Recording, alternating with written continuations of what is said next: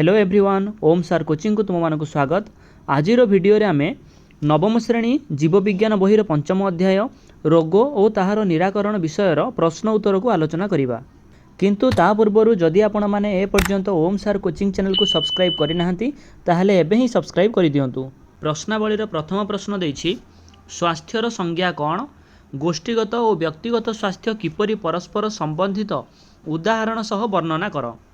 ताहले प्रथमे जानिबा स्वास्थ्यर संज्ञा कौन। व्यक्तिर संपूर्ण शारीरिक, मानसिक और सामाजिक स्वास्थ्य अवस्था ही स्वास्थ्य अटे। एबे जानिबा गोष्ठीगत एवं व्यक्तिगत स्वास्थ्य विषय। फास्ट पॉइंट देछि, गोष्ठीगत स्वास्थ्य को जनस्वास्थ्य, प्रतिषेधक भेषज तथा सामाजिक भेषज कहा जाए। सेकेंड पॉइंट देछि, गोष्ठीगत स्वास्थ्यर अर्थ सामूहिक स्वास्थ्य। गोष्ठीर स्वास्थ्य अतुट रहिले गोष्ठी अंतर्भुक्त प्रत्येक व्यक्ति स्वास्थ्य अतुट रहिबार संभावना यथेष्ट अधिक। थर्ड पॉइंट रे देछि, प्रत्येक व्यक्तिर सामाजिक अर्थनैतिक उन्नति पई निजर स्वास्थ्य होउछि मुख्य संबल। निज स्वास्थ्य को रक्षा करिबा और स्वास्थ्यर जत्न नेबा एक व्यक्तिगत दायित्व। फोर्थ पॉइंट रे देछि, व्यक्तिगत उद्यम और गोष्ठीगत उद्यमर मिलित प्रभाव उत्तम स्वास्थ्य रक्षा पई एक निर्भर प्रतिश्रुति अटे। तेणु स्वास्थ्य कहिले आमे गोष्ठी और समाज कथा चिंता कला बेले, रोग कहिले व्यक्तिगत कथा चिंता करिथाउ। द्वितीय प्रश्न देछि, जड़े स्वास्थ्यकर्मी बा नर्स बा डाक्तर दैनिक अनेक रोगी संस्पर्श रे आसुथिबा बेले सेमानकु काहींकी क्वचित रोग हुए ताहा वर्णना कर। उत्तर हेबो, जड़े स्वास्थ्यकर्मी बा नर्स बा डाक्तर दैनिक अनेक रोगी संस्पर्श रे आसीथिबा बेले सेमानकु क्वचित रोग देखा हुए। कारण फास्ट पॉइंट देछि, सेमानकठारे रोग प्रतिरोध सहनशील क्षमता अधिक थाए। सेकेंड पॉइंट देछि, सुषम खाद्य ग्रहण करुथिबारु रोग प्रतिरोधक कोष गुड़िकर संख्या वृद्धि घटी थाए। थर्ड पॉइंट देछि, सेमाने टीका नहीं प्रतिषेधक व्यवस्था अवलंबन करिथांती। 3 नंबर प्रश्न देछि, रोगर प्रकार भेद लेख। गोटिए संक्रामक रोगर कारण कौन होई पारे उदाहरण सह बुझाओ। उत्तर रे आमे प्रथमे देखिबा रोगर प्रकार भेद। फास्ट आइरे देछि, समय अवधि को नहीं रोग गुड़ी को दुई भाग में विभक्त करा जाइछि। गोटे हूँ आक्यूट रोग आ गोटे हूँ क्रॉनिक रोग। तापरे स्वल्प समय पाई होथिबा रोग को आक्यूट रोग कहा जाए एवं दीर्घकालीन रोग को क्रॉनिक रोग कहा जाए। ट्रिपल आई रे देछि, साधारण थंडा रोग आक्यूट रोग रे जाउथिबा बेले फाइलेरिया और मधुमेह रोग क्रॉनिक रोग रे जाइथांती। आईवी रे देछि, रोगर कारण अनुजाई एहाकु दुई भाग में विभक्त करा जाइछि। गोटे हूँ संक्रामक रोग आ गोटे हूँ अणसंक्रामक रोग। 5 नंबर पॉइंट देछि, जदि रोगर मूल कारण अणुजीव हुए तेबे से रोग को संक्रामक रोग कहा जाए। जदि जीन रो त्रुटि जोगु कोनोसी रोग होइथाए ताहले ताकू अणसंक्रामक रोग कहा जाए। एबे बी रे देखिबा संक्रामक रोगर कारण सब कौन कौन। फास्ट आइरे देछि, संक्रामक रोगर कारण गुड़िक साधारणतः एककोशी बैक्टेरिया, भाइरस और प्रोटोजोआ परी अणुजीव किंबा बहुकोशी कवक और कृमि परी जीव मानक द्वारा होइथाए। सेकेंड आइरे देछि उदाहरण, साधारण सर्दी भाइरस जनित, चर्मरोग कवक जनित, मैलेरिया प्रोटोजोआ जनित होइथिबा बेले फाइलेरिया कृमि जनित होइथाए। 4 नंबर प्रश्न देछि, एंटीबायोटिक औषध बैक्टेरिया को नष्ट कला बेले भाइरस को काहेकि नष्ट करि पारे नाही, तार विज्ञान सम्मत कारण दर्शाओ। उत्तर रे फास्ट पॉइंट रे देछि, भूताणु केवल पोषक शरीर रे जीवन निर्वाह कला बेले बीजाणु पोषक शरीर भितरे एवं बाहर जीवन निर्वाह करिथाए। सेकेंड पॉइंट देछि, एंटीबायोटिक व्यवहार फल बीजाणु शरीर कोष भित्ति तैयारी रे बाधा सृष्टि हुए और एहार जैविक क्रिया बंद हो जाए, फल यह मृत्यु मुखरे पड़िथाए। थर्ड पॉइंट रे देछि, साधारण थंडा रोग रे एंटीबायोटिक रे कोनोसी प्रभाव पड़ न थाए, किंतु बैक्टेरिया संक्रमित रोग सह भूताणु संक्रमित थंडा हेले एंटीबायोटिक कार्य करी रोगर बीजाणु को मारी दिए।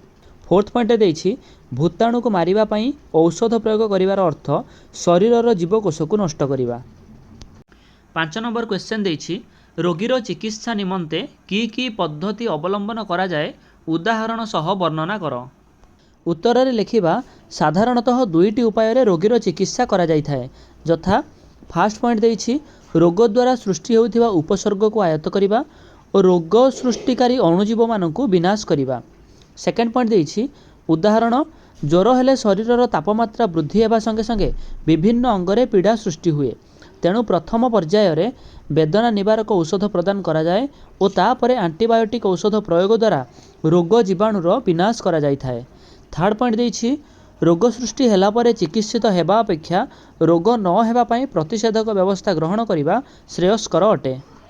6 नंबर प्रश्न देछि रोग प्रतिषेधक व्यवस्था कौन?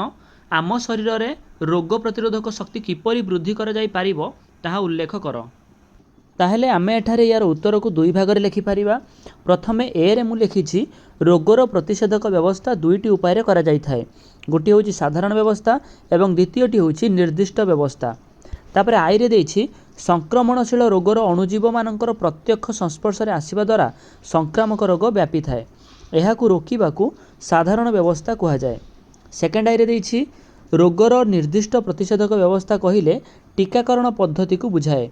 कारण टीकाकरण पद्धति रे जड़े सुस्थ व्यक्तिर शरीर को किसी मृत बा निष्क्रिय अणुजीव मानक छाड़ी दिया जाए। फल सुस्थ व्यक्तिर शरीर में नूतन प्रतिरक्षा कोषगुड़िकर संख्या वृद्धि घटी उपयुक्त समय रे उक्त रोग सृष्टिकारी अणुजीव मानक नष्ट कर दे थाए। एबे आमे द्वितीय भाग रे अर्थात बी रे लिखिबा रोग प्रतिरोधक शक्ति वृद्धि करिवार उपाय। ताहले फास्ट आई रे देछि सुषम खाद्य ग्रहण करिबा। डबल आई रे देछि टीकाकरण पद्धति अवलंबन करिबा। ट्रिपल आई रे देछि संक्रमित व्यक्ति मानक ठारू दूरेई रहिबा। आईवी रे देछि रोग होइथिले एंटीबायोटिक खाइबा। 7 नंबर प्रश्न देछि टाइफॉइड रोगर कारण लक्षण और निवारण संक्षेप रे लेख। प्रथमे आमे टाइफॉइड रोगर कारण विषय जानिबा।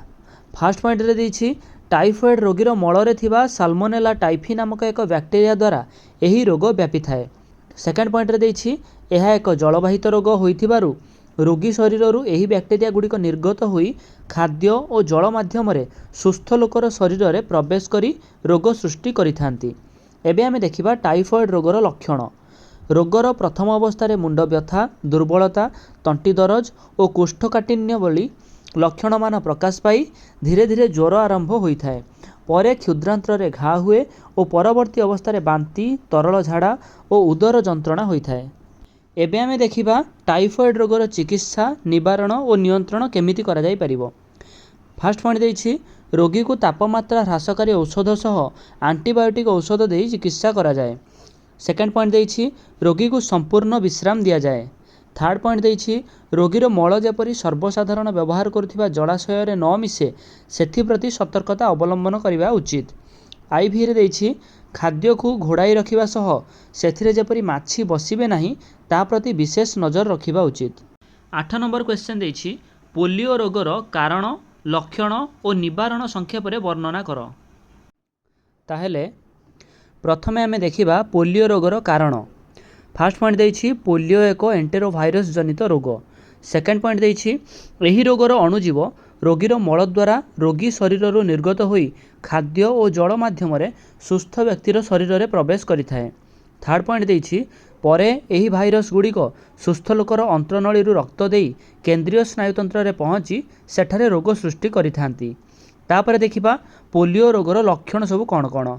फास्ट पॉइंट देछि एही रोगर गुप्तकाल 7 रु 14 दिन। एही रोगरे केंद्रीय स्नायुतंत्र में प्रदाह सृष्टि हुए और रोगी मुंड नुआई पारे नाही कारण बेकर मांसपेशी रे दृढ़ता आसी जाई थाए।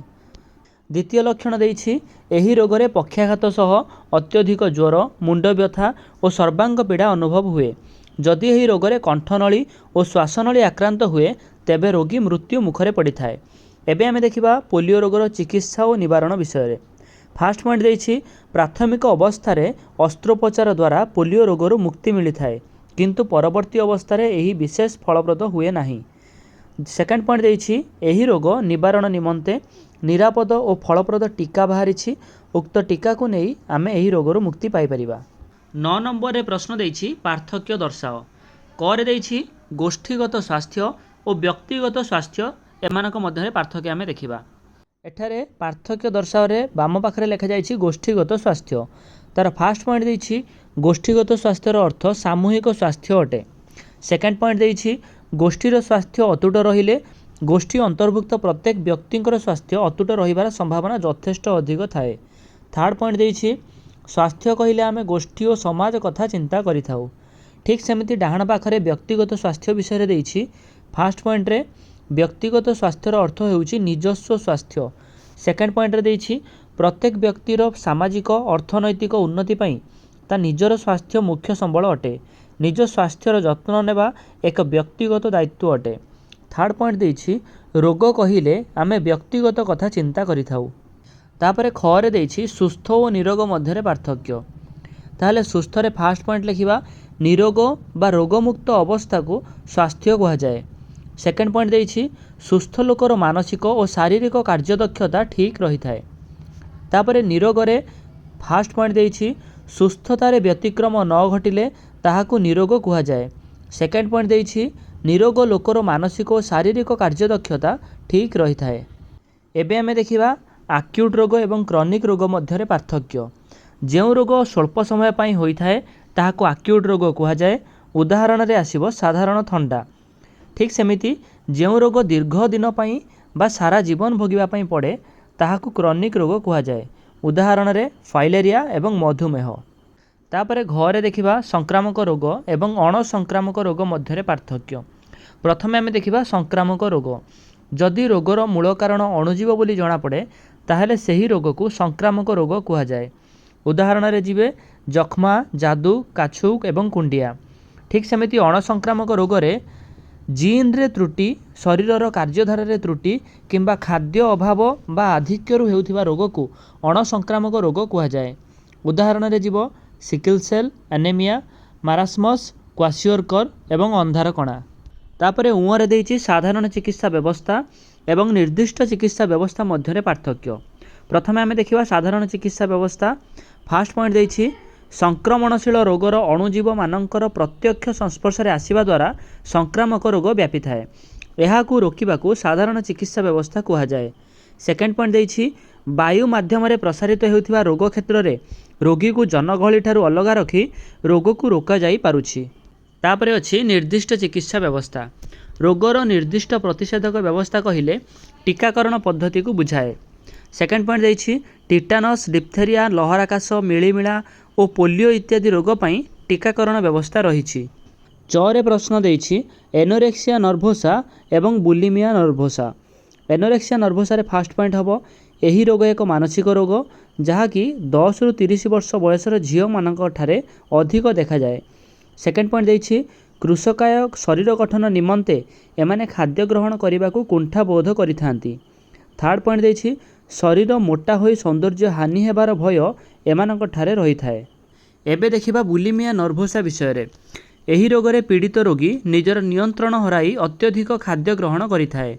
सेकेंड पॉइंट देछि परवर्ती समय रे बांती करिबा, बांती बंद हेबा, झाड़ा खोले हेबा पई औषध सेवन आदि लक्षण देखा जाए। थर्ड पॉइंट देछि एथिजोगु दंतक्षय, गला रोग, अत्यधिक बांती आदि देखा जाय थाए। तापरे 10 नंबर प्रश्न देछि गोटिए वाक्य रे उत्तर लेख। कर देछि रोग हेले किपरि चिन्हिबा। उत्तर हेबो व्यक्तिर साधारण जीवनधारा रे व्यतिक्रम सृष्टि हेले बा शरीर रे किछि अस्वाभाविक लक्षण देखा देले विभिन्न प्रकार डाक्तरी परीक्षा करी रोगर चिन्हट करा जाय थाए। खरे प्रश्न देछि रोग निरूपण बेले डाक्तर काहींकी रोगीर मल, मूत्र और रक्त आदिर परीक्षा करिथांती। उत्तर हेबो सबुबेले गोटिए निर्दिष्ट लक्षण गोटिए निर्दिष्ट रोगर सूचना देई न थाए। तेणु डाक्तर माने रोगीर सठिक रोग निरूपण कला बेले रक्त, मल, मूत्र, कफ इत्यादिर डाक्तरी परीक्षा करिथांती। गरे प्रश्न देछि रोगर सहायक कारण कहिले कौन बुझ। उत्तर हेबो साधारणतः केतेक मूल कारण जोगु रोग होइथाए किंतु मूल कारण व्यतीत जेउ अन्य सहयोगी बा आनुषंगिक कारण मानकर जोगु रोग होइथाए ताहाकू रोगर सहायक कारण कुहा जाए। घरे प्रश्न देछि टीकाकरण कार्यक्रमर सफलता काहा उपरे निर्भर करिथाए। उत्तर हेबो अनेक टीका गुड़िकु जनस्वास्थ्य दृष्टि शिशु टीकाकरण कार्यक्रम रे अंतर्भुक्त करी रोगर प्रसार को रोका जाई पारुछि किंतु सामूहिक टीकाकरण उपरे एही कार्यक्रमर सफलता निर्भर करुछि। ओरे प्रश्न देछि भारत सरकार केउ मसीहारे आम देश रे पल्स पोलियो कार्यक्रम प्रचलन करथिले। उत्तर हेबो भारत सरकार 1995 मसीहारे पल्स पोलियो कार्यक्रम आरंभ करथिले। चौरे प्रश्न देछि पल्स पोलियो कार्यक्रम कहिले कौन बुझ। उत्तर हेबो जन्मठारु 5 वर्ष बयसर समस्त शिशु को गोटिए दिन रे टीकाकरण करी पोलियो मुक्त समाज गठन उद्देश्य रे भारत सरकार पल्स पोलियो कार्यक्रम प्रचलन करिसंती। छरे प्रश्न देछि जलातंक रोगी पानी पीवाकू काहींकी भय करिथाए। उत्तर हेब जलातंक रोगरे पानी पीवाकू इच्छा कला मात्रे तार पाटी ग्रसनी और श्वासतंत्र रे मांसपेशी गुड़िक हठात संकुचित होई अत्यंत जंत्रणा देइथाए। तेणु पानी कथा शुणिला मात्रे रोगी डरी जाए। 11 नंबर रे प्रश्न देछि पूरा नाम लेख। क रे देछि HDCV यार पूरा नाम हेउछि human diploid cell cultured vaccine. ख रे देछि एड्स यार फुल फॉर्म हेउछि एक्वायर्ड इम्यूनो डेफिशिएंसी सिंड्रोम। तापरे ग रे प्रश्न देछि HIV तार फुल फॉर्म हेउछि human immuno deficiency virus.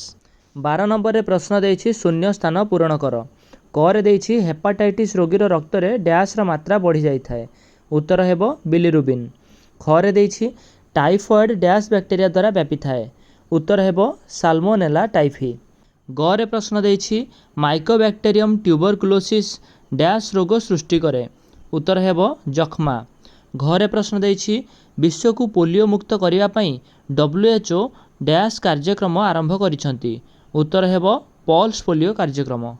13 number question देछि क स्तंभ सह ख स्तंभ जोग कर।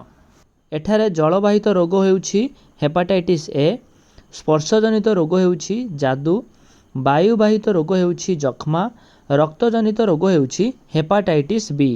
तापरे देछि प्रथम जोड़ी को देखि द्वितीय जोड़ीर शून्य स्थान पूरण कर। क रे देछि स्वल्पकालीन रोग हेउछि एक्यूट, सेमती दीर्घकालीन रोग हेब क्रॉनिक। ख रे देछि चर्म रोग कबक, सेमती एड्स भूताणु। ग रे देछि साल्मोनेला टाइफी टाइफॉइड। तापरे एंटेरोवायरस पोलियो। घ रे देछि ORS डायरिया, सेमती क्विनाइन। उत्तर हेब मलेरिया। 15 नंबर प्रश्न देछि औषध व्यवहार रे की सतर्कता अवलंबन करिबा। उत्तर रे फास्ट पॉइंट रे देछि डाक्तरंक बिना परामर्श रे कोनोसी औषध व्यवहार करिबो नाही। सेकंड पॉइंट रे देछि जदि डाक्तर एंटीबायोटिक व्यवहार करिबा को परामर्श दियंती तेबे संपूर्ण कोर्स पूर्ण करिवो। थर्ड पॉइंट रे देछि एंटीबायोटिक रो मात्रा अत्यधिक हेले एहा शरीर रे विषक्रिया सृष्टि करे, सेहीपरि मात्रा कम हेले रोग अणुजीवर औषध सहनशीलता वृद्धि पाए। तेणु डाक्तरंक परामर्श रे निर्धारित मात्रार एंटीबायोटिक सेवन करिवे। फोर्थ पॉइंट रे देछि भूताणु जनित रोग रे एंटीबायोटिक कौनसी प्रभाव पकाए नाही। 5 नंबर पॉइंट देछि निजकु निजे डाक्तर भाबी कौनसी औषध सेवन करिवो नाही। ताहेले ए थिला आजिर प्रश्न उत्तर वीडियो। जदि वीडियोटी भल लगी थाए वीडियो को लाइक करंतु एवं एमिति सबु विषयर प्रश्न उत्तर पाइबा पई ओम सार कोचिंग चैनल को सब्सक्राइब करि दियंतु।